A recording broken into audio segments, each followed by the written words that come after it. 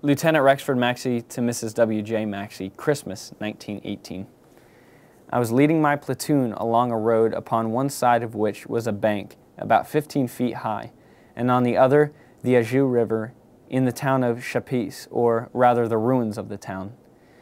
And as things had been sort of quiet that day, wasn't thinking of anything coming over, when all of a sudden I heard a whistle and a bang just over my head. Then the rocks, mud, and dirt almost covered me, for it landed just over the top of the bank, square on a dressing station. As a history major, I have to write a thesis, doing a one-semester thesis, and I chose to write about World War I. I really wanted to look at how the common soldier experiences war, and how the study of their experience, their specific particular experience, can benefit the overall study of the war. Ryan showed me that photograph that he got from a relative, and as he was working on his senior thesis this fall, I put him in touch with a former student of mine. When I was a graduate student at Michigan, I had a freshman who is now a historian at University of Southern Mississippi, Professor Mike Nyberg, and he's an expert on World War I. And so I said to Ryan that he should contact Professor Nyberg, get advice on what to read. So Ryan found Professor Nyberg's book, and that photograph of Rexford Maxey is in Professor Nyberg's book. The photograph was given to the family when Rexford was still alive, and he identified himself in the photograph and was able to share what town that church was in. Newly, it's a town south of the Argonne Forest, which is where the Meuse-Argonne offensive was fought towards the very last couple of weeks of the war.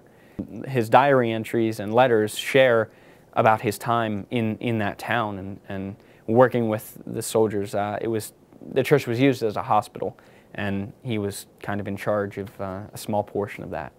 There's a lot of fascinating things about it. One is that very seldom do you have a set of sources like Ryan has, where not only does he have the sort of public face of this individual, his great-grandfather, writing home to his mother and saying, "Don't worry, Mom, I'm still alive, it's okay," but also his personal diary, where he talks about how very not okay he is.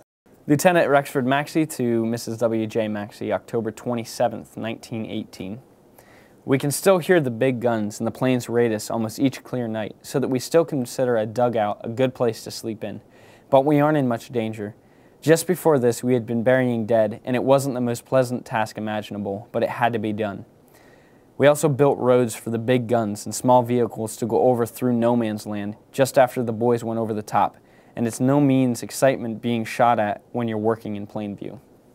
The common soldier, his experience is important. I think that it's the way that the war was seen by people back home in the United States and in England and in France. And so that's why I've gone all the way back, and I've focused in on one source and one soldier's experience. From personal letters and personal documents, that is how people in the United States knew about what was going on in the war. The photographs really didn't get published until after the war was over. This work is not simply for a Juniata requirement, not simply for a POE obligation, but that their research can actually be made available to other scholars, that the research can be useful in some broader sense.